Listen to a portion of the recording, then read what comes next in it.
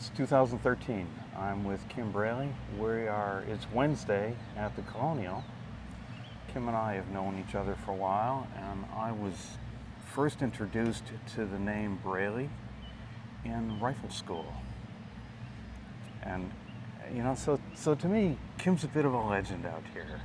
And this is, you started this, basically, this whole mess that we see here. You were one of the first. My dad actually was the first trailer out here. We were out here at that particular time more of we were doing R&D. It was an R&D project, and we were developing a golf shaft, the original precision shaft. And the reason we were out here was to try to collect data. Right. And there were other reps on tour then, Bill Young from Titleist. There was a lot of, every manufacturer had a rep out here. Okay.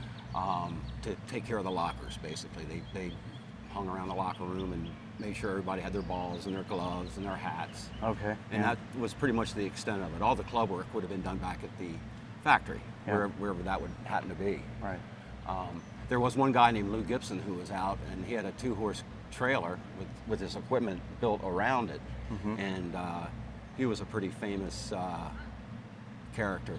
Yeah. And he actually worked out here for tips. And it was. So he'd be out here fixing clubs yes, and things like that. Yeah. And we would use him if we needed to have stuff reshafted. Yeah. For a fee. And but he had it pretty much collared. I mean, he was the only person to ever actually work on clubs on site. Yeah. And when my dad and I first were out, it was in the late 70s.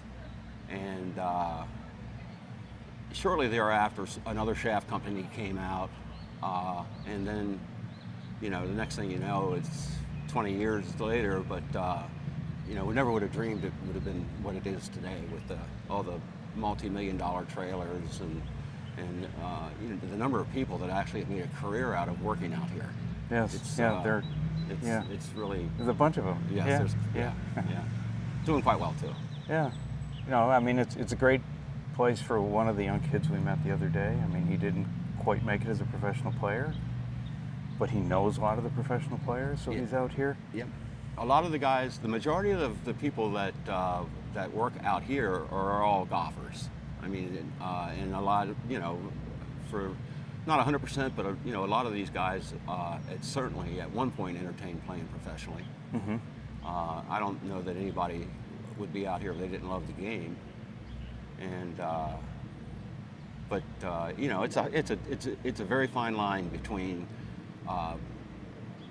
being inside the ropes and being outside the ropes. A break here or there. There's so many great players that for some reason just don't get the break. Yeah. And for every player on tour, there's 1,000 guys that are nearly as good, if not as good, a player, but for some reason they just don't have it and aren't able to get out here. Going back to when you and your dad started, take us back there and tell us a little bit about some of the early research. Well, okay, my dad invented frequency matching, and mathematically we could figure things out and in terms of what we thought a set of shafts should be. But what he felt was best, why not come out here, spend some money and do some research. And it was really interesting in that the players were interested, they were curious. I mean, we didn't have a bunch of players in the trailer, and all we were doing was educating. We had some analyzers, we had some stuff, but we didn't do any club building. Right. We didn't feel that we were club builders. What we would do is we would find somebody locally, and they were always more than happy to help out. And if need be, we would use them. Very early on, of course, Lou Gibson was out here, and he did the work for us, but we didn't do any club work. We would analyze clubs, but as far as doing club work, we didn't do that. So you're out here doing research? Just trying to determine what affects ball flight. Yeah. It's kind of interesting in that before frequency, there was never, the way we measured golf shafts was we weighed them. Right.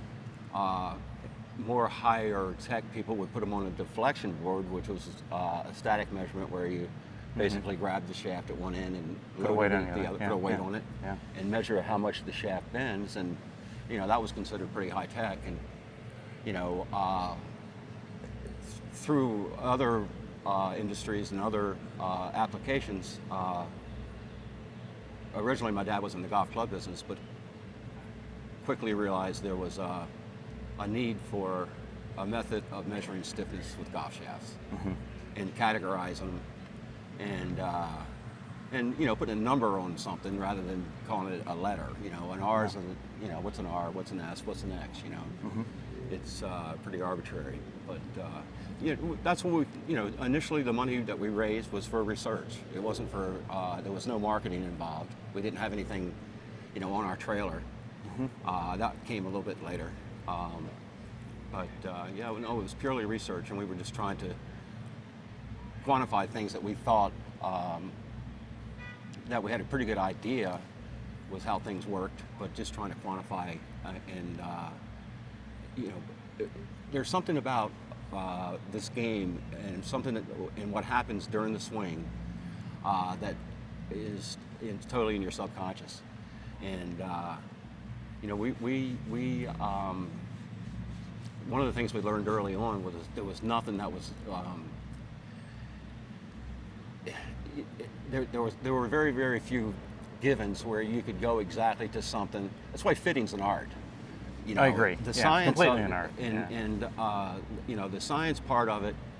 Initially we thought it was all science, and boom, boom, boom. As we all do. At some point we think we're going to solve this with science. Yeah, right. Yeah, and we thought that we were going to learn everything, and we quickly found out that there were some things going on that we really don't completely understand. And even to this day. To this day. Yeah. It's still not completely understood. And now, you were doing this without launch monitors, right? Yeah, launch monitors. Yeah, absolutely. You're just looking at flight. Yeah, but if you're a pretty good player, you have an idea about flight, and the feedback was always the important thing. The feel. The feel. Yeah. And and working with the players, quite frankly, only because guys have been exposed to it. There's guys out here that can call their launch numbers, but just by looking at their shot, because they know where they spin it, they know, they kind of figure those things out.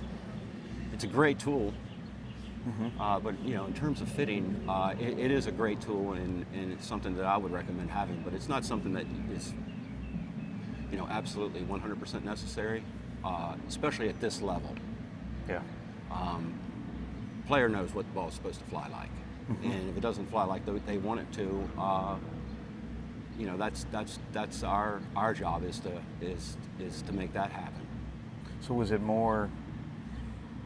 There's a component of flight, but there's also a component of feel for these players too. It's got to feel right and it's got to fly right. Yeah, I can't tell you how many times we got something flying right, but it just didn't feel the way the guy wanted it to feel, and consequently they would stay with what they were comfortable feeling. Yeah. Well, I still remember those formulas. 8.6 per inch. 10 CPMs represents the difference between a 4 and a 5, and a 5 and a 6. That's correct. It was a numerical system, and it is what it is. If it oscillated faster, it would freak faster. It was stiffer. It's very, very. It wasn't particularly subjective, and that's what the whole idea was. But when we look at some of your shafts now, particularly the C-tapers, they come in at very big numbers. Yeah. But they feel and they play completely different. Yes. I am of the belief that if you're able to load, the stiffest shaft that you can load is the one that's going to cause the least amount of dispersion.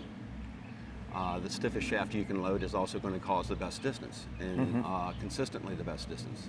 There's been something out there that people think that if they take a real weak shaft and just load it perfectly, all of a sudden there's going to be some magic that makes it go a great deal of distance. But you don't know where it's going. Well, it's going to go somewhere. Yeah. Maybe here, maybe over there. You don't know where it's going, but in terms of what happens in terms of the energy transfer, it's just not there. So I try to design so there's the a shafts. certain amount of resistance that has to occur in order for the load and the spring effect. Yeah, well, there's several things that happen, and understanding them is really what it's all about. But what I try to do is make the shafts as feel as good as I can possibly make them feel through the design, and so the players are playing out here. The guys are playing much stiffer shafts in our product.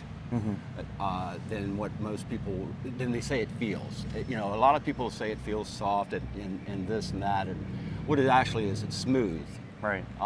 And that's something that's designed into the shaft. And So when they say that it's stiffer than it feels, they're basically relating to the numbering system that you invented some time ago. yeah, right? that's because they knew something about the club before or after they've hit it, and the idea is to get it as stiff as you can get it.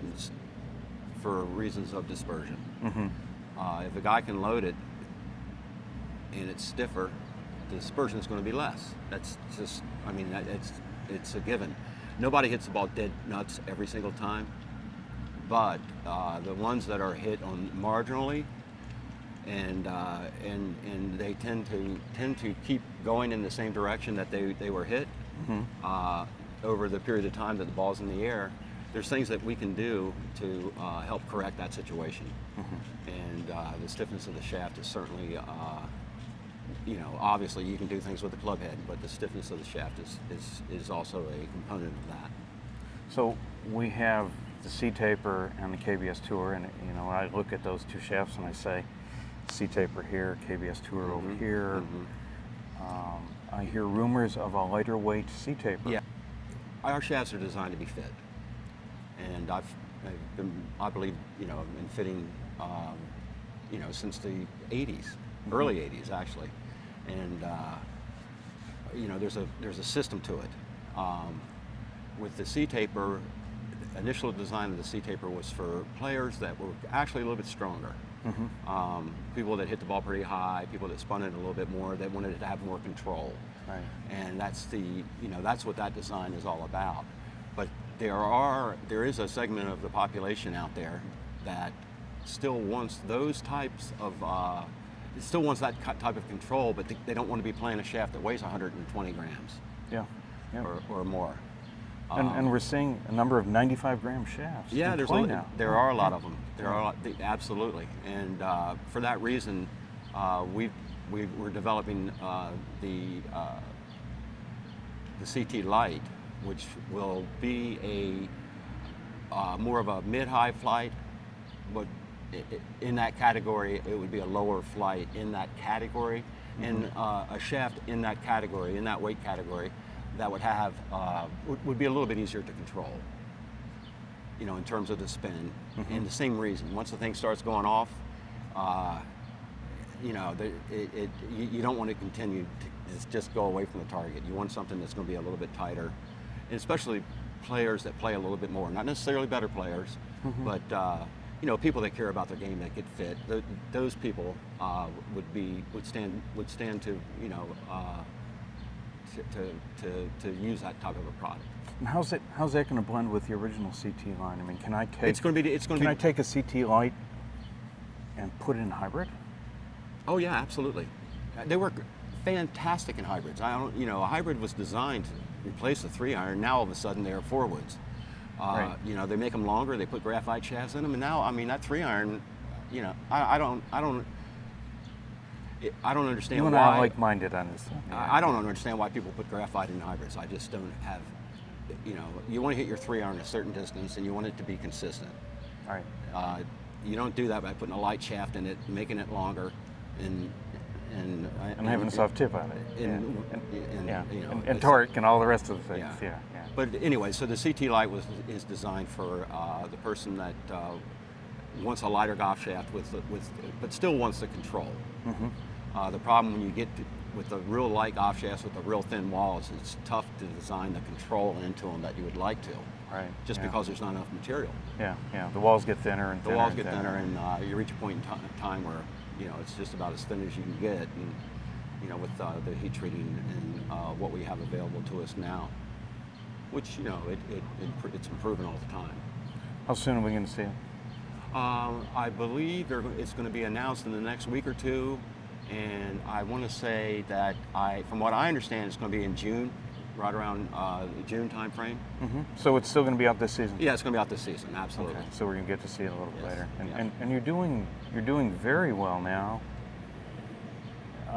in the branded clubs. Yeah, that's that's what it's all about. Yeah. We're not out here to give product away. We're trying to promote our product and Right. and get in inline products. And it's been amazing at Rifle or any of the other shaft companies I've worked for, who were always the second biggest. Right. It took a lot longer, and I don't know. I think it has a lot to do with communication. People go online and they find out things today that they, simply, that vehicle was never available. So, Right. People learn so much more quickly. Yeah. And, the amount of time that we've done what we've done in terms of the number of players, in terms of the wins, the inline products, the whole bit. I mean, it's Well, as the players ask for it, that drives the demand. it does drive the demand, and this tour is what drives that demand. And obviously that's why we're out here. Yeah, and you ramped your products up very, very quickly. It did. It's been amazing. Yeah. Absolutely amazing. Maybe 5 times as fast as I had anticipated, and certainly 3 or 4 times faster than what the people that count the Darnell guys. Yes. Yeah. Yeah. Well, Kim, I know you're busy. Thank you very much. Thanks for spending time Enjoyed with it. us.